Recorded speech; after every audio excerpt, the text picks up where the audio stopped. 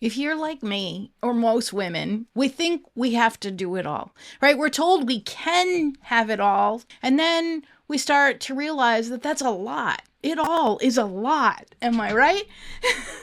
And then we are trying really hard to do it all. And it turns out that that's too much for anyone, right? We think, okay, I've got to, excel in my career, excel at my home, in my parenting, and my house has to look just right, and all of these things. And it is just too much. And what happens is as we start to place value on ourselves for how well we achieve all those things, unless we learn to prioritize, we will end up feeling awful, right? Because there is no way to do all of those things perfectly. And if we haven't figured out the priorities that work for us, we're only going to see how we're failing at all of at some things, right? Because we can't do them all. For me, I had trouble. I was born out. I was trying to do it all.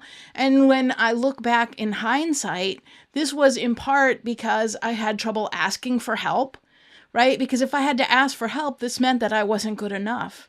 And I had trouble receiving help, right? So even if I did make up asking, then when someone said, okay, here, let me help you in some way, I'd be like, oh, wait a minute. You must think that I'm not good enough. And then I was resisting even getting their help, right? So until we step into our self-worth, but especially until we learn what really matters to us, because everyone is different, that's how we will be able to actually be effective and focus on what it is that lights us up. The other day, I had dinner with a friend, and she was saying, there's so much on my plate. If you ever saw this, you would never believe how much I am doing right now. And I said, that doesn't feel like a good place, because she was also telling me that she was having some health trouble. And I'm like, maybe your health is showing you that you're trying to do too much and it's not actually humanly possible. And she said, but I don't want to give anything up. I have this business and like someday I'm going to retire and I want this business to be part of my retirement income. And I said, but it's not giving you any money right now. And when you just keep trying these things and you're not actually making money in it, what if it's time to let it go? And she was like, no, I couldn't do that. I said, but stop thinking of it like you're letting go of something, because when we set it aside, what that means is it makes space for the things that you actually love, that actually bring you joy, that you actually want to do in your life, right? That's where we need to focus on what it brings to us, not what we're giving up. So here's the magic. People can do 5 things. You can really hold and do and perform really well at 5 things, and 5 things only. So twice a week, I go through and I write down everything on my plate. And after you've done this a few times, you might not need to write everything on your plate anymore because you'll kind of know. But that first time, I want you to write down literally everything on your plate.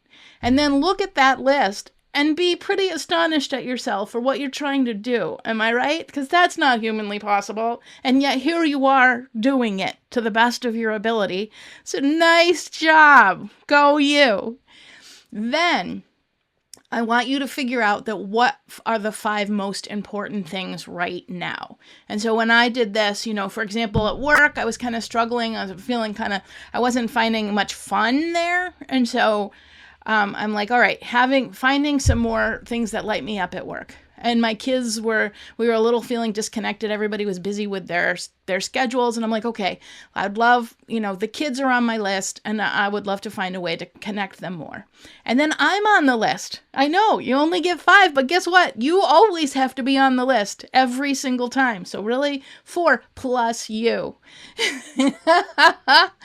And so then I looked, okay, so now you've got the magic. You've got your 5 things and you get to do this twice a week. So everything that you are giving up, you get to bring back the next time you do this in 3 to 4 days.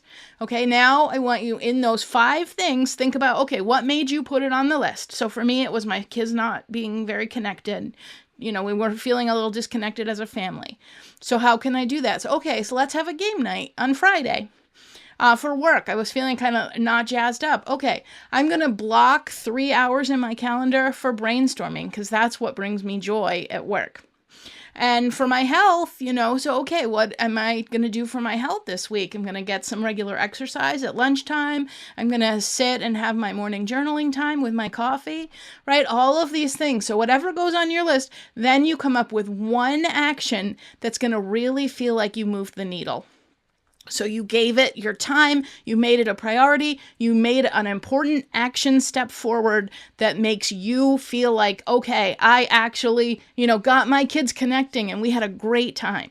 So something that moves it forward. And then you do the task, right? You've got 3 days, so you want to do it pretty quickly. You want to make the task something you can get done, ideally that day, but in the next couple of days, tops. So it's got to be something really actionable and practical, right? And then you do the task, and I want you to bask in that accomplishment of getting that task done, because that's going to give you that dopamine hit that is like the reward loop and keeps you motivated going forward.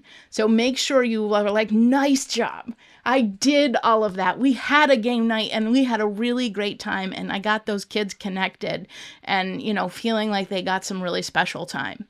I got, my health and I'm feeling really strong, whatever it is, whatever those items are, move one thing, one ahead, because I want you to start thinking about, what did I do well, right? What am I really excelling at? What is really important to me? And moving it ahead. And that's where the magic comes. Now, here's the hard part. Anything that didn't make the list, you are not going to focus on. You're maybe, I still have to go get my daughter at dance, whatever. But I'm going to do it, without a lot of thought, without a lot of effort, not something special. I'm not going to put a lot of time in. And cleaning the house no, I'm not going to. Every once in a while, it'll make the list, but it doesn't. And that means I have a pretty messy house. And you know what? That's okay. My friends are going to like me. And if they don't, they're not the best friends for me, because it's never on my priority list, actually. So you are going to let the things that didn't make the list go. And I know that's pretty uncomfortable for a lot of you. It's very uncomfortable for me. Learning to delegate. So what does that mean? It means you can delegate, you can ask for help, you can receive help. In a book called Drop the Ball, Tiffany DeFou talks about how she let the mail pile up, like for, I want to say almost a year, because her husband was supposed to take care of it. And then she's like, okay, we got some late fees, but no one died, right? And for me, I will say that I always made it such a big deal. Like my ex-husband had to pick up those kids, and he was not great at it, and it required a lot of nagging. He had to get them places, I wanted them on time, and it didn't always happen. And that was a real sort of conflict point in my marriage. And when we divorced, right now he has those kids half the time and brings them to school. Does it mean they always get to school on time? No. But you know what? Again, nobody died. It's totally fine. So sometimes we think we have to control everything or it won't happen just the way we want. And you know what? It doesn't have to happen just the way we want. It's fine if it doesn't happen quite as good. Totally fine. It still gets done. I get it. Maybe not as good. All right. And, if you're not going to delegate, or you can also do a half-assed job. You don't have to give it your full attention, right? Or just drop it entirely. Maybe it doesn't get done. And that's okay too. And what this all does for you is it's going to make space for the things that you really, really care about.